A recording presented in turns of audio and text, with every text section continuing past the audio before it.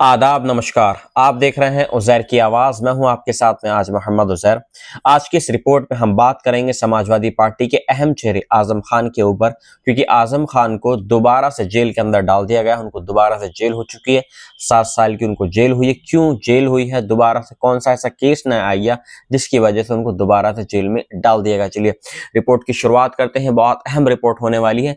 शुरुआत करने से पहले आप लोगों से एक रिक्वेस्ट है, अभी तक आपने मेरे चैनल उज़ैर की आवाज़ को अगर सब्सक्राइब नहीं किया है तो प्लीज़ आप मेरे चैनल उज़ैर की आवाज़ को सब्सक्राइब कर दीजिएगा।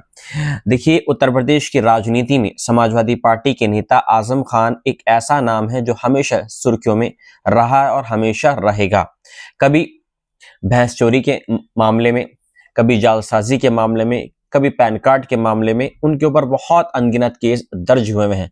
एक केस और अभी खुलकर सामने आया है जिसका फैसला हो चुका है और उसमें उनको 7 साल की सजा हुई है।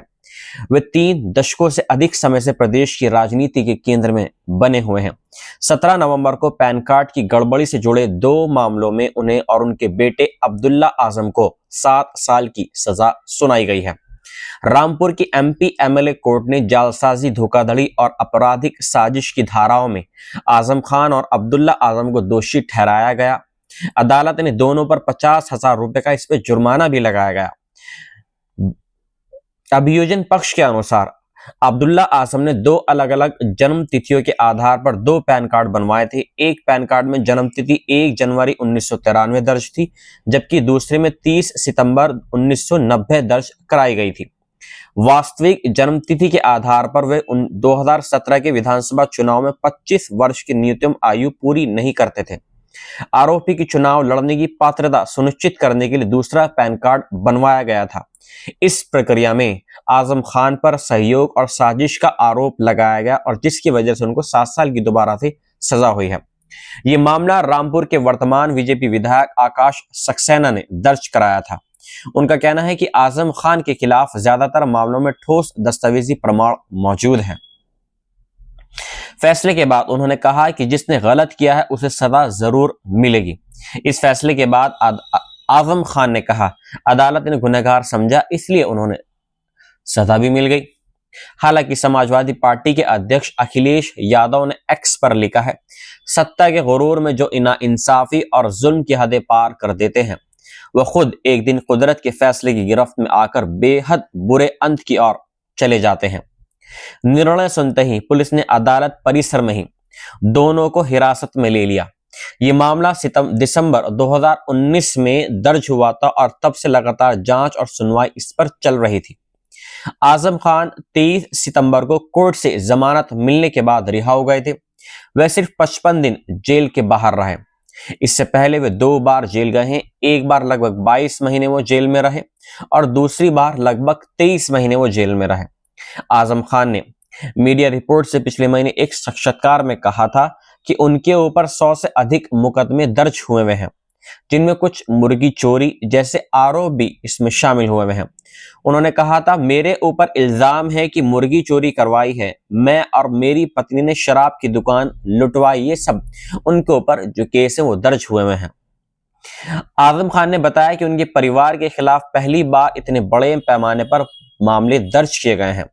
उन्होंने कहा कि उनकी पत्नी जेल में रही और उनका बेटा जो 2 बार विधायक रह चुका है वो भी जेल में रहा। उनकी पत्नी तजीन फातिमा विधायक और सांसद रह चुकी हैं। आजम खान ने कहा कि उन्होंने कई साल जेल की ऐसी कोठरी में गुजारे हैं जहां कोई 5 मिनट भी नहीं रह सकता।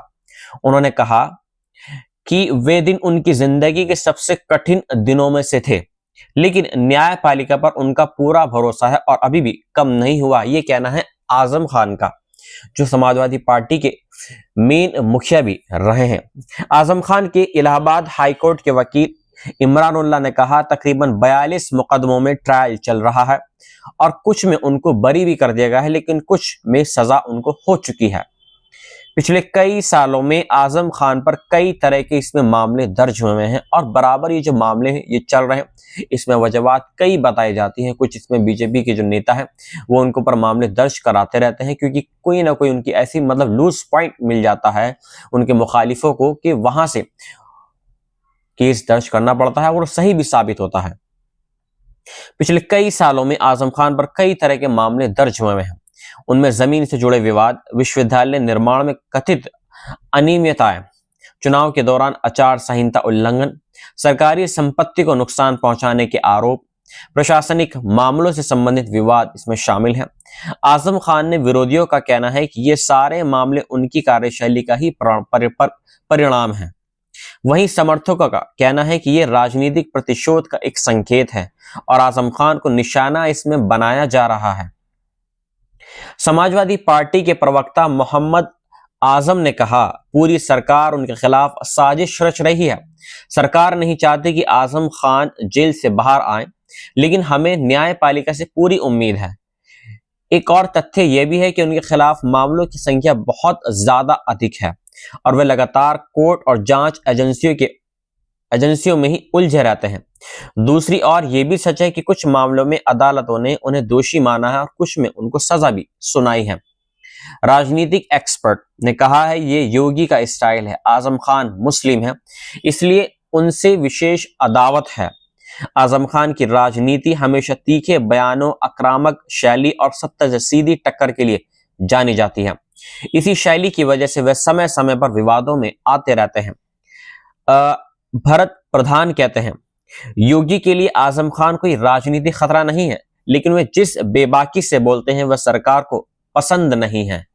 जी हां, हालांकि भारतीय जनता पार्टी के प्रवक्ता राकेश त्रिपाठी कहते हैं, जब बोया पेड़ बबूल का तो आम कहां से होए, जैसी करनी वैसी भरनी। ये कहना है समाजवादी भारतीय जनता पार्टी के प्रवक्ता राकेश त्रिपाठी का। उन्होंने कहा, सत्ता के रसूख में सपा नेताओं ने कानून को तोड़ा मरोड़ा था, अब पाई पाई का हिसाब हो रहा है, न्याय हो रहा है। सपा को अगर इससे दर्द हो रहा है तो दर्द निवारक मायावती और अखिलेश यादव विपक्ष के नेता हैं, लेकिन ये नेता कानूनी कार्यवाही का सामना आजम खान जैसे स्तर पर नहीं कर रहे हैं। ये तो सही बात है। जिस तरीके से सजाएं जो है आजम खान को मिल रही, ऐसी जो सजाएं वो अखिलेश और मायावती को नहीं मिल रही है। पूरी तफसील और आगे जानेंगे इस रिपोर्ट में क्यों नहीं हो रही है। हालांकि अखिलेश यादव के खिलाफ भी जांच हुई है। राजनीतिक एक्सपर्ट्स कहते हैं मायावती तो बीजेपी के साथ है, लेकिन अखिलेश यादव मुस्लिम नहीं है। वरिष्ठ पत्रकार सैयद कासिम कहते हैं कि आजम खान की मायावती और अखिलेश से कोई बराबरी नहीं है, दोनों अपनी पार्टी के राष्ट्रीय अध्यक्ष हैं। उनका कहना है कि आजम खान से पहले कई मुस्लिम नेताओं को जेल भेजा गया, लेकिन कोई प्रतिक्रिया नहीं हुई। सैयद कासिम कहते हैं, मायावती और अखिलेश के साथ ऐसा इसलिए नहीं हो सकता क्योंकि उनके साथ उनकी बरादरी और पार्टी खड़ी हुई है। आजम और अन्य मुस्लिम नेताओं के साथ ना बरादरी है और ना ही पार्टी। ये भी बात बिल्कुल सच है। वह कहते हैं, आजम से पहले मुख्तार अंसारी और अतीक अहमद के साथ भी यही हुआ, हालांकि उनका आपराधिक इतिहास रहा है। सैयद कासिम का कहना है कि आजम खान के साथ वही हुआ है जो आजम ने रामपुर में अपने विरोधियों खासकर नवाब परिवार के साथ किया है। हालांकि नवाब परिवार से अपने रिश्तों के बारे में आजम खान ने कई न्यूज चैनल से दावे के साथ कहा था कि नवाब जनता का शोषण करते थे और वे शोषितों की लड़ाई लड़ रहे थे। नवाब घराने के हैदर अली का कहना है कि आजम खान जनता के अधिकार की लड़ाई लड़ने के लिए जेल में नहीं गए, बल्कि जमीन कब्जाने के आरोप में जेल में गए हैं। दरअसल आजम खान की राजनीति की शुरुआत नवाब परिवार के विरोध से ही शुरू हुई थी।